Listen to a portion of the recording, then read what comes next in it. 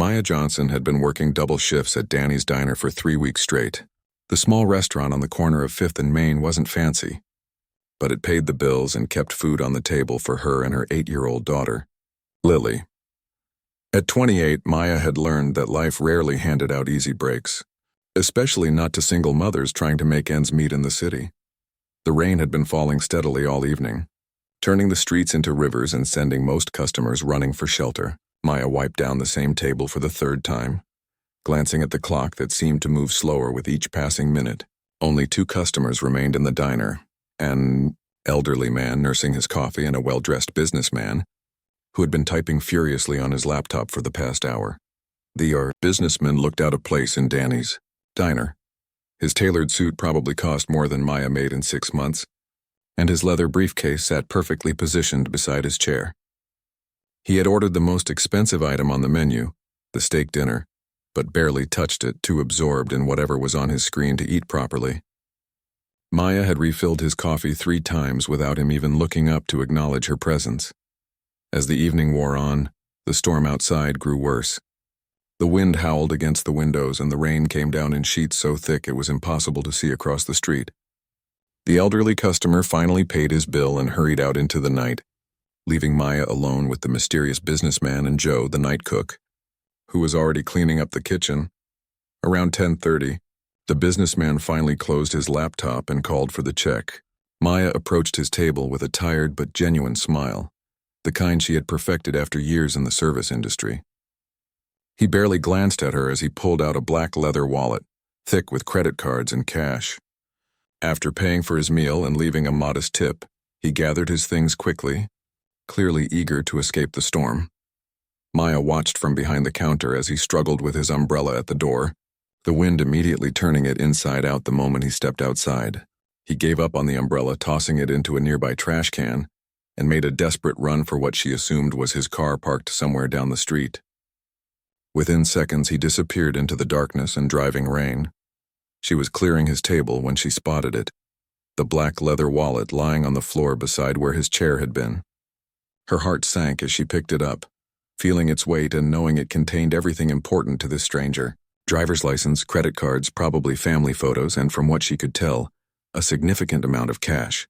Maya opened it carefully, hoping to find some clue about how to reach him. The driver's license showed the name Robert Harrison, with an address in the wealthy Riverside district across town. The photo showed a man in his 50s with graying hair and kind eyes, though those eyes had looked stressed and distant during his time in the diner. Maya counted at least 8 credit cards and several $100s in cash. There were also business cards, what looked like important documents, and a small photo of a woman and 2 children, probably his family.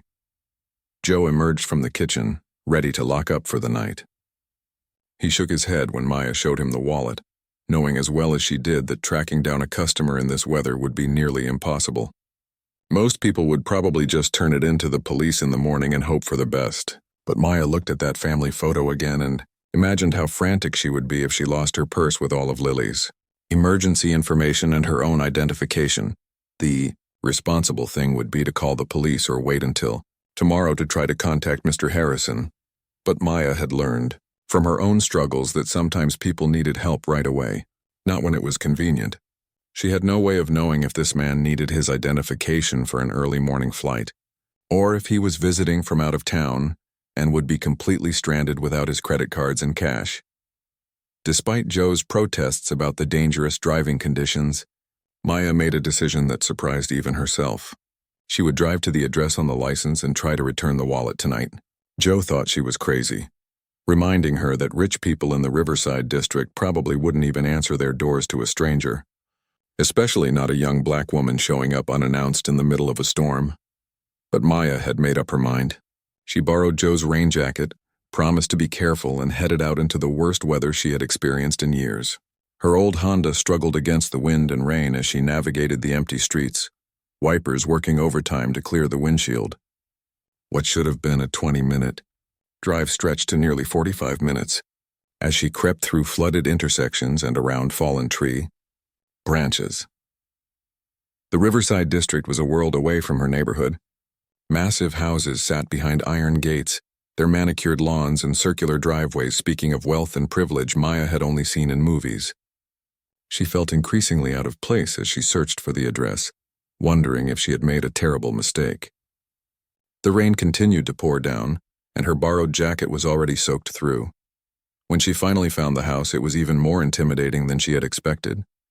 The mansion was set back from the street, with tall windows glowing warmly from within. A luxury car sat in the curved driveway, and Maya could see the silhouettes of people moving around inside the house. She sat in her car for a full 5 minutes, clutching the wallet and trying to gather the courage to walk up to that imposing front door. Everything about this felt wrong. A poor waitress showing up at a rich man's house in the middle of the night during a storm would look suspicious at best.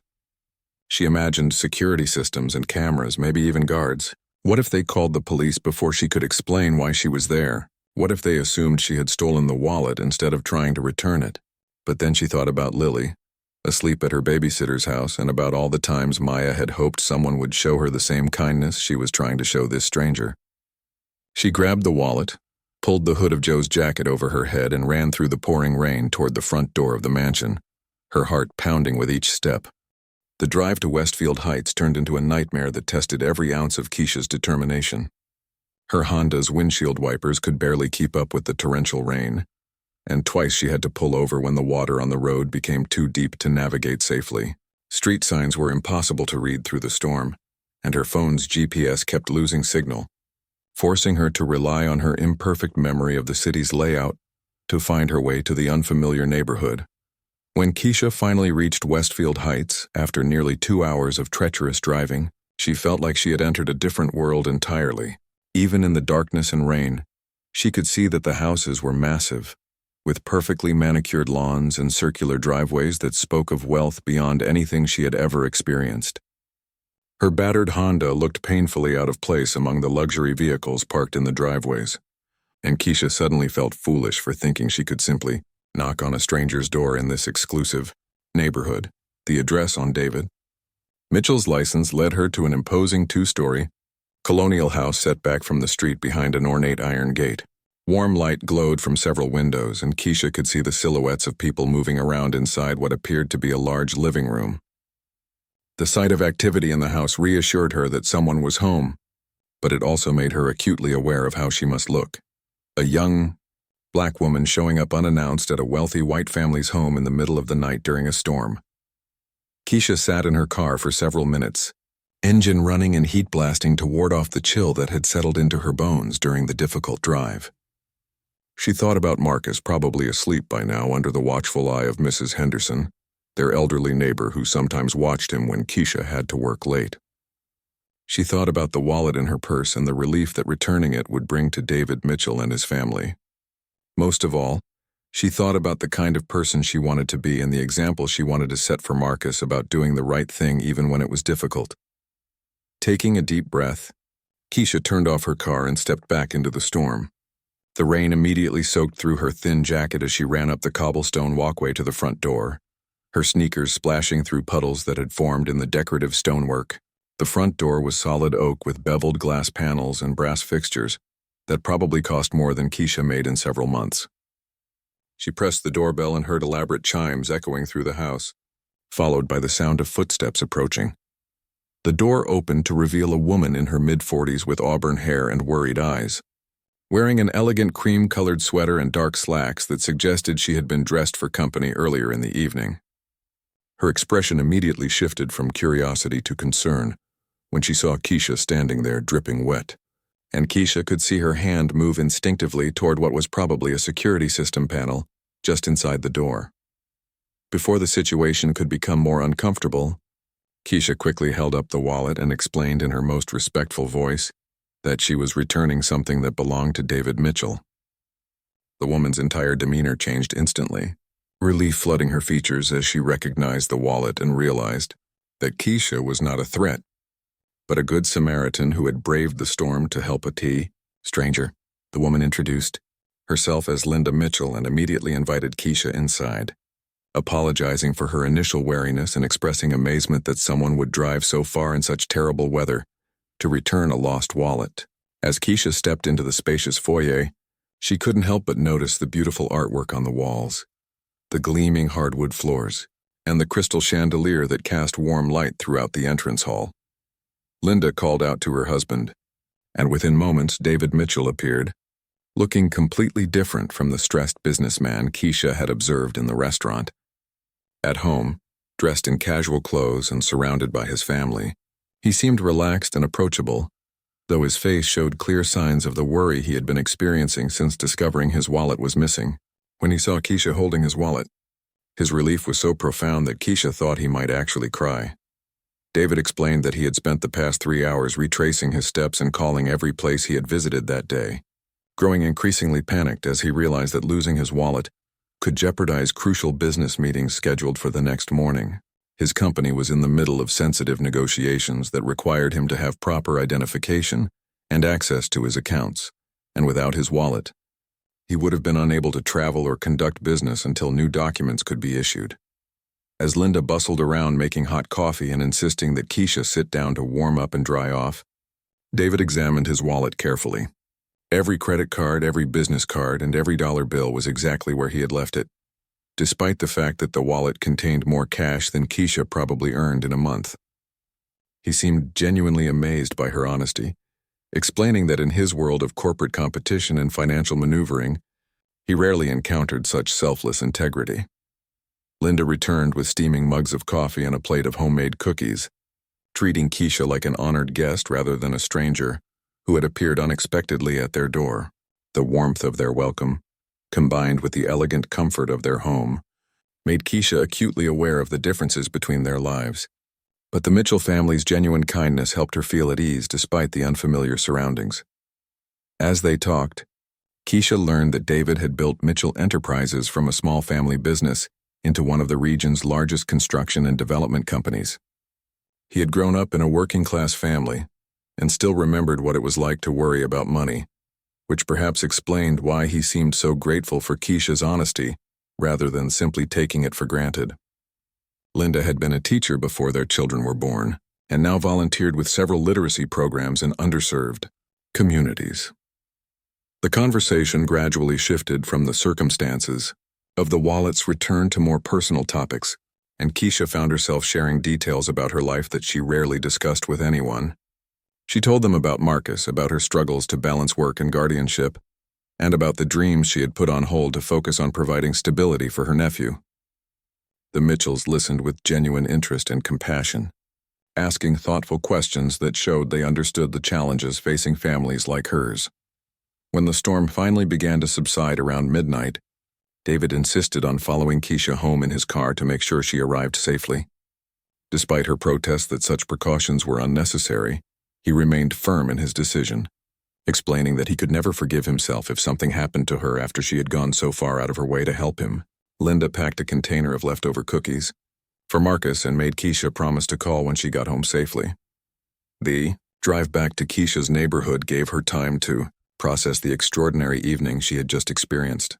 In returning a lost wallet, she had encountered a level of kindness and genuine appreciation that she had rarely experienced from people of any economic background.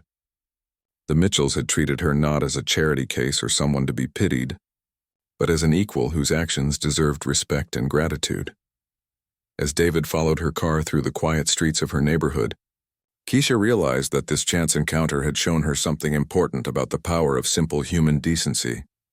Her decision to brave the storm and return the wallet had not only solved David Mitchell's immediate crisis, but had also created a connection between two families from very different worlds, united by shared values of honesty, kindness, and mutual respect. 2 days after returning the wallet, Keisha was surprised to receive a phone call at the restaurant from Linda Mitchell. At first, she worried that something was wrong or that there had been a problem with the wallet's contents, but Linda quickly reassured her that everything was fine and that she was calling to thank Keisha again for her extraordinary kindness.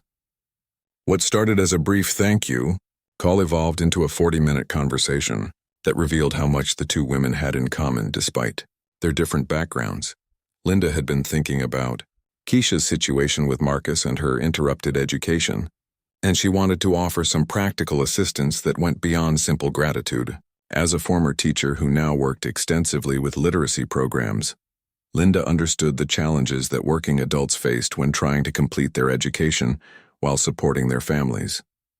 She had connections throughout the local, educational community and wanted to explore options that might help Keisha pursue her goals while maintaining her responsibilities to Marcus. Keisha was initially hesitant to accept any additional help, feeling that the Mitchells had already shown her more kindness than she could have expected. But Linda's genuine enthusiasm and her obvious expertise in educational matters gradually convinced Keisha to at least listen to what she had to say. Linda explained that there were several programs designed specifically for adults in Keisha's situation, offering flexible scheduling, financial assistance, and support services that could make returning to school much more feasible than Keisha had imagined. The conversation led to Linda inviting Keisha and Marcus to dinner the following weekend, ostensibly so that Linda could meet Marcus and David could properly thank Keisha in a less hurried setting. But Keisha sensed that Linda had additional motives, probably involving some kind of educational opportunity that she wanted to discuss in more detail. Despite her natural reluctance to accept favors from people she barely knew, Keisha found herself agreeing to the dinner invitation, curious about what the Mitchells might have in mind. Marcus was initially skeptical about visiting a wealthy family's house, having learned from experience to be wary of situations that seemed too good to be true. At 10 years old, he had already developed a protective instinct toward his aunt, understanding better than most children his age how hard Keisha worked to provide for them both. But his curiosity about the house and family that Keisha had described eventually overcame his reservations, especially when she mentioned that the Mitchells had a swimming pool and a game room. The dinner at the Mitchell house was a revelation for both Keisha and Marcus. The Mitchells had 2 teenage children, Sarah and Michael, who immediately took Marcus under their wing and showed him around their impressive home with the kind of casual generosity that spoke to their family's values. Keisha watched nervously as Marcus explored rooms filled with expensive electronics and collectibles, but the Mitchell children treated him like a welcome guest, rather than someone who might break or steal their possessions. David and Linda had prepared a feast that rivaled anything Keisha had ever tasted, and they insisted on hearing all about Marcus's interests and academic performance. Marcus, who was usually shy around adults, found himself talking animatedly about his love of science and his dreams of someday becoming an engineer. The Mitchells listened with genuine interest, asking questions that showed they took his ambitions seriously, despite his young age and challenging circumstances.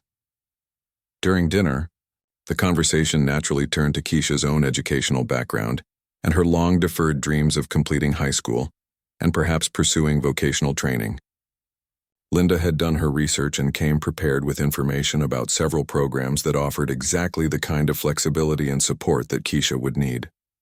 The most promising option was a partnership between the local community college and several major employers that provided accelerated high school completion courses along with job training in high-demand fields. The program Linda described seemed almost too good to be true, offering evening and weekend classes that wouldn't interfere with Keisha's work schedule. Along with childcare services for students with children, graduates were guaranteed job placement assistance and could transition directly into associate degree programs if they chose to continue their education. The program was specifically designed for adults who had been forced to leave school due to family or economic circumstances, and financial aid was available for those who qualified. Keisha listened with growing excitement and trepidation as Linda outlined the program's benefits and requirements.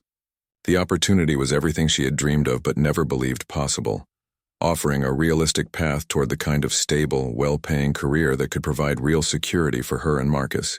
But she also worried about the commitments involved and whether she could handle the additional pressure of schoolwork on top of her existing responsibilities.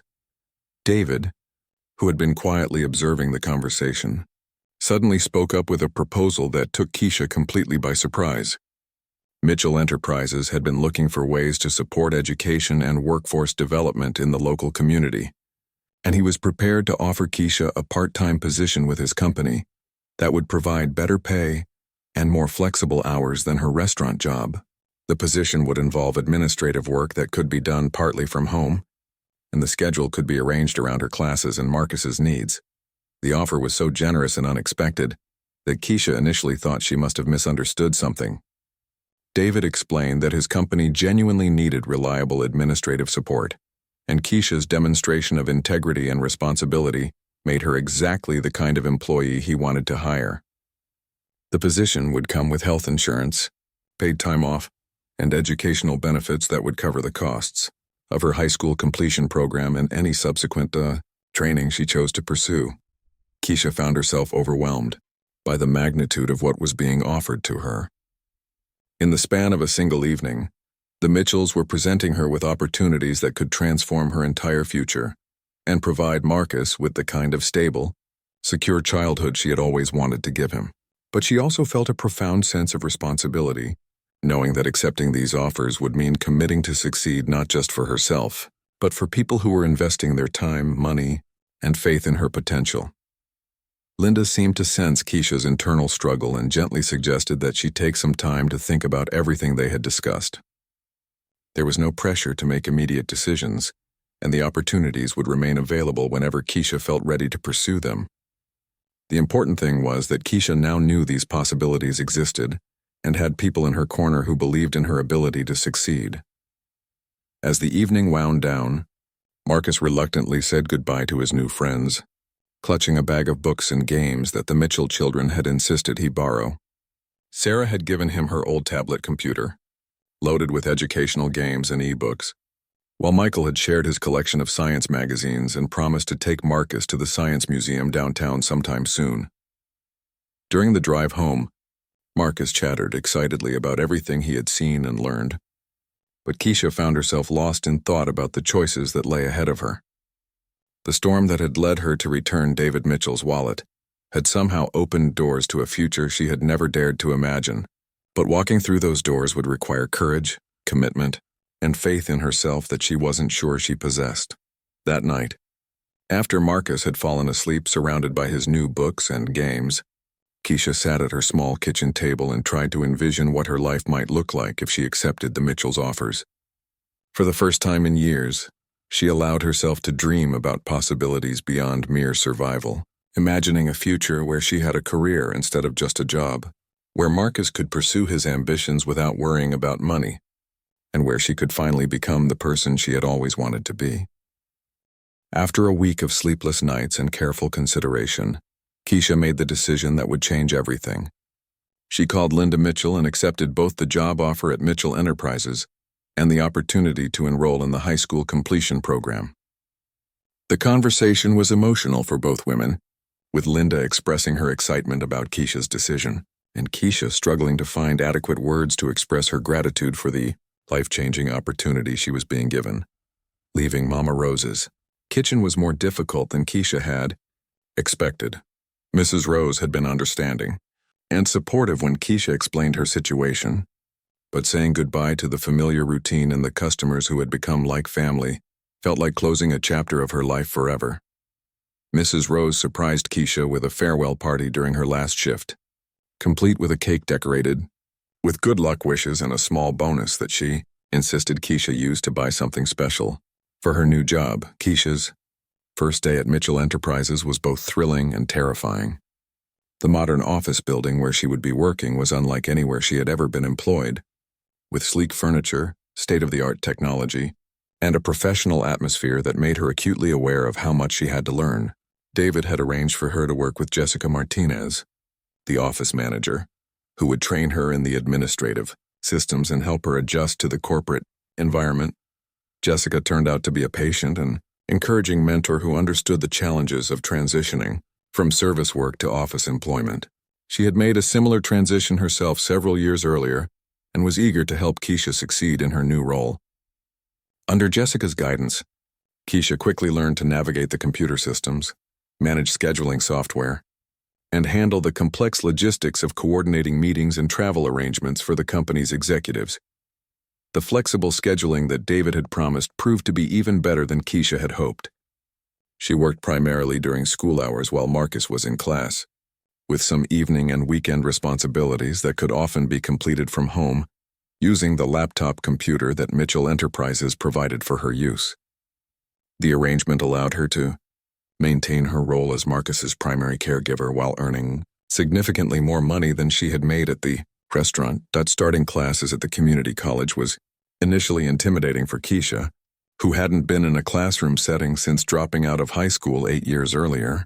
The accelerated program was designed for working adults, but Keisha still worried that she might not be able to keep up with the coursework, or that her long absence from formal education would put her at a disadvantage compared to her classmates. Her fears proved largely unfounded, as Keisha discovered that her years of real-world experience had given her a maturity and focus that many traditional students lacked. She approached her studies with the same determination and work ethic that had served her well in the restaurant industry, treating each assignment as a step toward the better future she was building for herself and Marcus.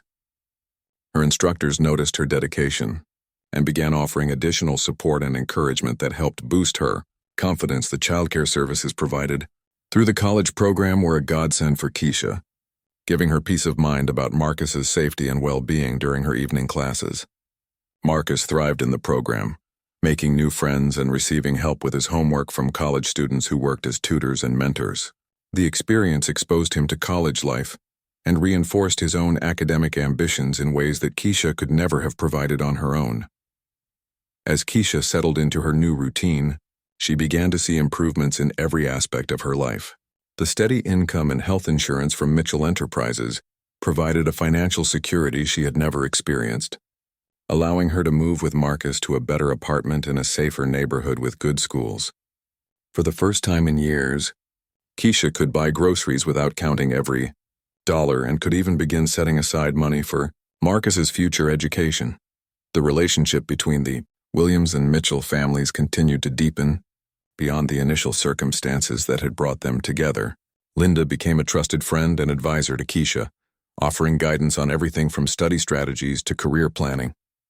David took a genuine interest in Marcus's education, occasionally helping him with science projects and sharing stories about engineering and construction that fired the boy's imagination. About his own potential career paths, Sarah and Michael Mitchell became like older siblings to Marcus, including him in family activities and treating him as a valued member of their extended family circle. The Mitchell children's acceptance helped Marcus develop confidence and social skills that served him well in his new school, where he began to excel academically and participate in extracurricular activities that had been impossible in their previous circumstances. 6 months into her new life, Keisha was startled to realize how dramatically everything had changed since that stormy night when she had returned David's wallet. She was excelling in her classes, earning praise from her supervisors at work, and watching Marcus blossom into a confident, ambitious young man who no longer worried about their basic needs being met. The transformation felt almost miraculous. Yet Keisha knew it had been achieved through hard work, determination, and the generous support of people who believed in her potential. The high school completion program proved to be more challenging than Keisha had anticipated, particularly the mathematics and science courses that had been her weak subjects during her first attempt at high school. But the program's support services, combined with her own determination and occasional tutoring from Linda and David, helped her overcome these obstacles and maintain the high grades necessary to qualify for the associate degree program she planned to enter after graduation. Keisha's success story began to circulate within the Mitchell Enterprises organization, inspiring other employees who faced similar challenges in balancing work, family, and educational goals. David asked Keisha to share her experiences at a company meeting, where her story of transformation through hard work and opportunity resonated with colleagues from diverse backgrounds who had their own dreams of advancement and improvement. The speaking engagement led to Keisha being invited to participate in a mentorship program that Mitchell Enterprises was developing to support employee education and career development. Her role would involve working with other employees who wanted to complete their education or transition to different careers within the company, drawing on her own experiences to provide practical guidance and emotional support for people facing similar challenges. As Keisha approached her high school graduation, she reflected on the incredible journey that had brought her to this point. The scared, exhausted young woman who had returned a stranger's wallet in the rain had evolved into someone who was confident in her abilities and excited about her future possibilities. She had discovered strengths and capabilities she never knew she possessed, and more importantly, she had learned that accepting help from others didn't diminish her own achievements, but rather created opportunities for even greater success. The graduation ceremony was held on a beautiful spring evening, with Keisha's entire extended family in attendance. Marcus sat in the front row wearing his best clothes and beaming with pride as his aunt's name was called to receive her diploma. The Mitchell family occupied the seats beside him, cheering just as loudly as if Keisha were their own daughter walking across that stage to claim her hard-earned achievement. Keisha's high school graduation was just the beginning of an even more ambitious chapter in her educational journey. With her diploma in hand and her confidence soaring, she enrolled in the community college's associate degree program in business administration, with plans to eventually transfer to a 4-year university to complete her bachelor's degree. The decision to pursue higher education felt natural after her success in the completion program, and she had the full support of both her family and the Mitchells. Her role at Mitchell Enterprises evolved along with her education. As David recognized her growing skills and gave her increasing responsibilities within the company, Keisha transitioned from basic administrative tasks to project coordination, working directly with department heads to manage timelines, budgets, and communications for major construction projects. Her attention to detail and ability to connect with people from diverse backgrounds made her invaluable in managing the complex relationships between clients, contractors, and community stakeholders. Marcus flourished in his new environment, selling academically and developing interests in robotics and computer programming that aligned perfectly with his engineering aspirations. The Mitchell children continued to mentor him, with Michael teaching him basic coding skills and Sarah helping him develop the leadership abilities that would serve him well in high school and beyond.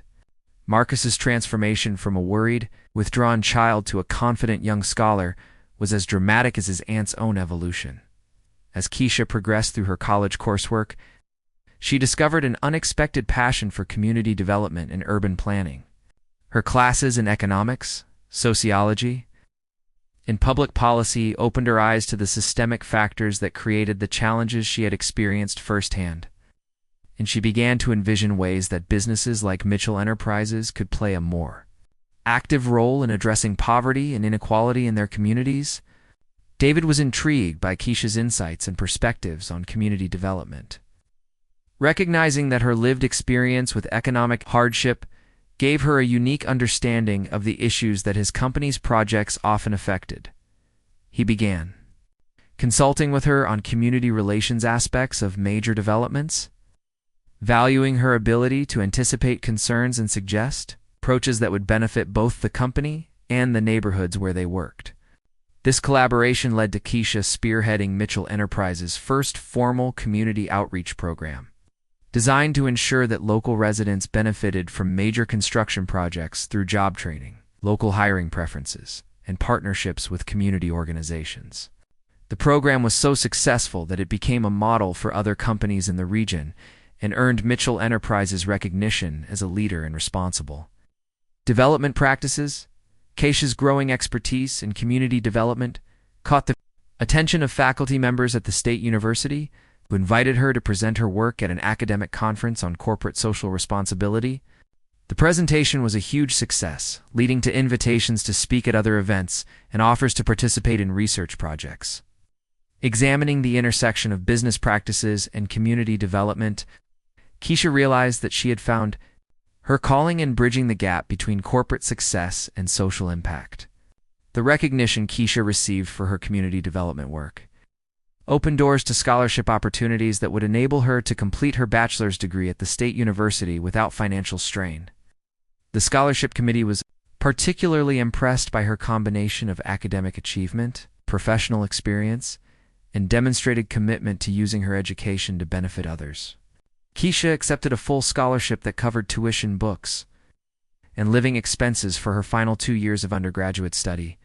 Transitioning to university, life presented new challenges for Keisha, who had to adjust to a more demanding academic environment while maintaining her responsibilities at Mitchell Enterprises and her role as Marcus's guardian. The university was located an hour away from their home, requiring careful coordination of schedules and transportation arrangements. Linda Mitchell stepped in to help with logistics, often picking up Marcus from school and supervising his homework when Keisha had evening classes or late meetings. Keisha's university professors were impressed by her maturity, work experience, and passionate commitment to her studies.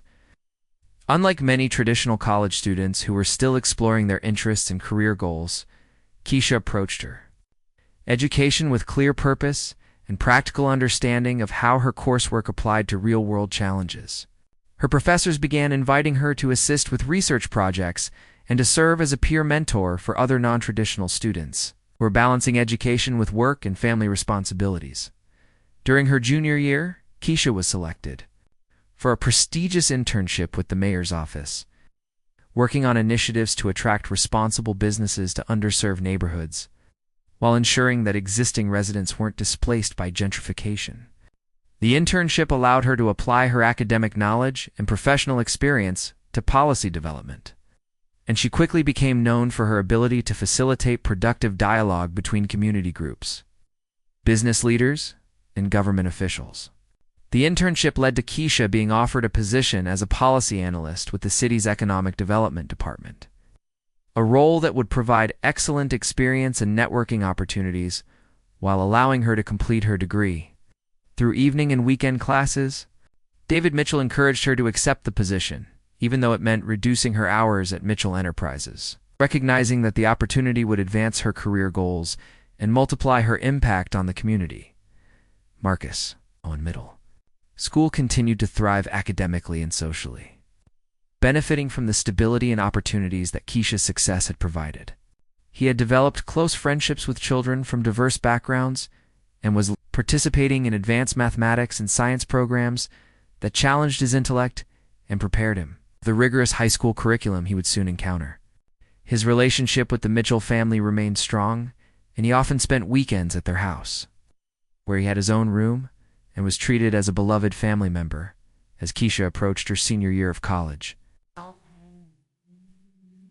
She began planning for graduate school with aspirations to earn a master's degree in public policy or urban planning.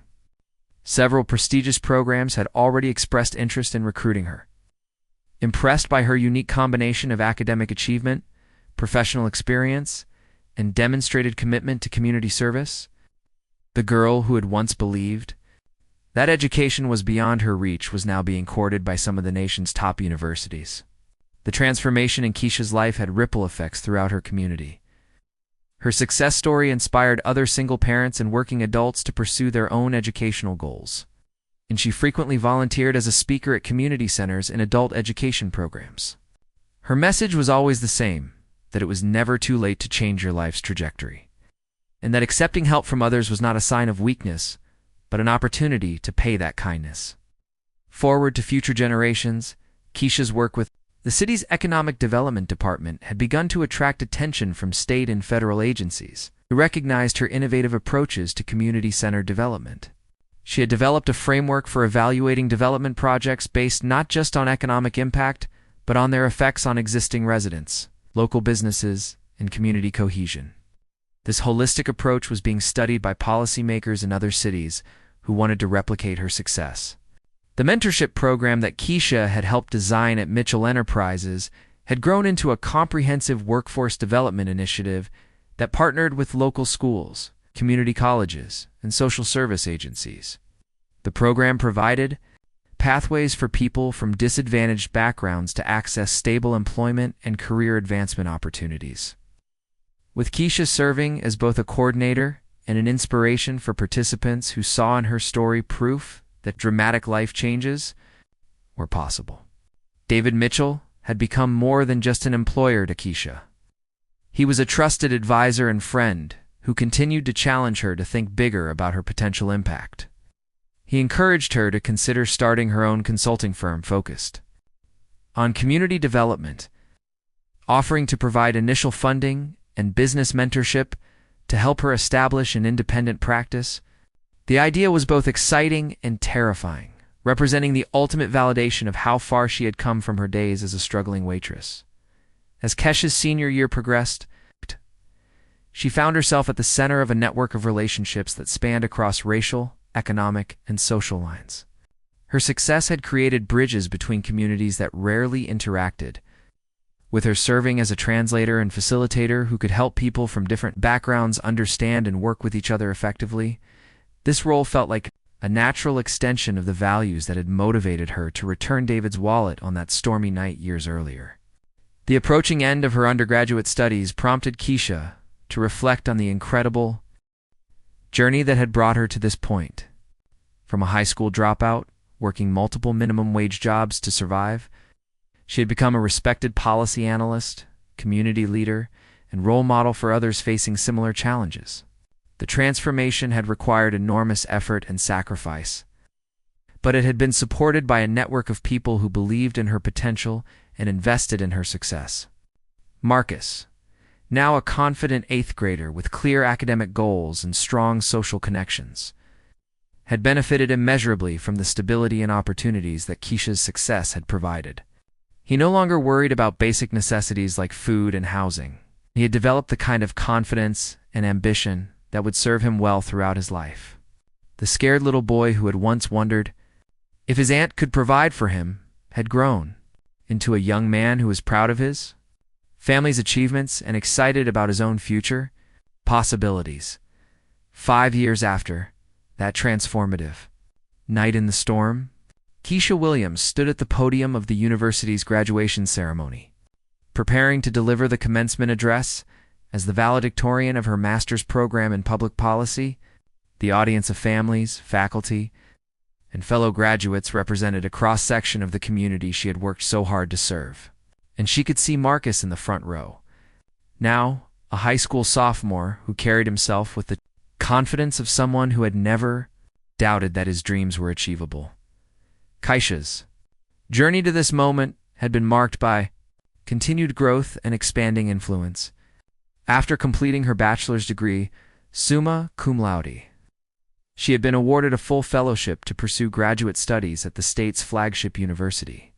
Her thesis research on community-centered economic development had been published in several academic journals and had influenced policy decisions in cities across the region.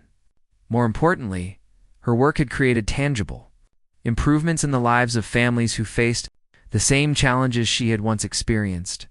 The consulting firm that Keisha had launched during her graduate studies had grown beyond her wildest expectations, with contracts from municipalities, nonprofits, and private companies seeking her expertise in developing projects that benefited both businesses and communities. Her team included other professionals who had overcome significant obstacles to achieve success, creating a workplace culture that valued diverse perspectives and lived experiences alongside technical expertise. David and Linda Mitchell sat proudly in the audience, watching the young woman they had first met on a stormy night receive recognition for achievements that had exceeded even their optimistic expectations. Their friendship with Keisha had evolved into something deeper than mentorship or charity. They had become family to each other, bound together by shared values and mutual respect. The Mitchells had gained as much from knowing Keisha as she had from their initial support, learning from her insights and being inspired by her. Keisha spoke about the power of small acts of kindness to create ripple effects that transform lives in ways that no one could predict. She shared the story of returning a wallet in the rain, emphasizing that her decision to brave the storm had been motivated not by any expectation of reward, but by simple human decency and empathy for a stranger's distress. That choice, she explained, had opened doors to opportunities that changed not just her own life, but the lives of countless others who had benefited from the programs and initiatives she had developed. Keisha's speech resonated deeply with the diverse audience, many of whom had their own stories of overcoming obstacles and achieving success through education and hard work. She challenged the graduates to look for opportunities to help others achieve their potential, reminding them that success carried with it the responsibility to create pathways for those who were still struggling to find their way forward. Following graduation, Keisha was offered a position as Director of Community Development for the state government, a role that would give her the platform and resources to implement her vision on a much larger scale. The position would involve overseeing millions of dollars in funding for projects designed to revitalize struggling communities while ensuring that existing residents benefited from economic growth rather than being displaced by it. Marcus had grown into a remarkable young man who excelled academically, while remaining grounded and compassionate. His early exposure to different social and economic environments had given him a sophisticated understanding of inequality and social justice that informed his own aspirations to study engineering and eventually work on infrastructure projects that would benefit underserved communities. The shy, worried child had become a confident leader who was already organizing community service projects at his high school. The Mitchell children had maintained their close relationships with both Keisha and Marcus, with Sarah now working as a teacher in an inner-city school and Michael pursuing a career in social work. Their parents' example of reaching across social and economic boundaries to help others had shaped their own career choices in life, creating a legacy of service that extended far beyond the original act of kindness that had brought the families together. Keisha's success had also inspired her extended family and childhood friends, many of whom had pursued their own educational and career goals. After seeing what was possible through determination and hard work, her mother had enrolled in nursing school at age 55, and several of her cousins had completed college degrees or vocational training programs. The ripple effects of her transformation continued to spread through her community, creating new possibilities for people who had previously seen limited options for their futures. As Keisha settled into her new role with the state government, she reflected on the remarkable journey that had brought her from a struggling waitress to a respected policy maker with the power to improve thousands of lives. The scared young woman who had returned a stranger's wallet in the rain had discovered strengths and capabilities she never knew she possessed. But more importantly, she had learned that success was not just about personal achievement, but about using one's position to create opportunities for others. The programs and policies that Keisha implemented in her state role became models for other jurisdictions across the country, earning her recognition as a national expert on community-centered economic development. She was invited to speak at conferences, consult with federal agencies, and advise other communities on strategies for inclusive growth that benefited all residents rather than just wealthy developers and investors. Throughout her rise to prominence, Keisha never forgot the circumstances that had led to her transformation or the people who had supported her along the way. She maintained close relationships with the families she served through her various roles, understanding that policy decisions had real impacts on real people who deserved to be treated with dignity and respect. Her approach to leadership was informed by her own experiences with hardship and her deep appreciation for the kindness that had changed her life. 10 years after returning David Mitchell's wallet, Keisha was invited to speak at a national conference on corporate social responsibility, where she shared the stage with business leaders, policymakers, and community advocates from across the country.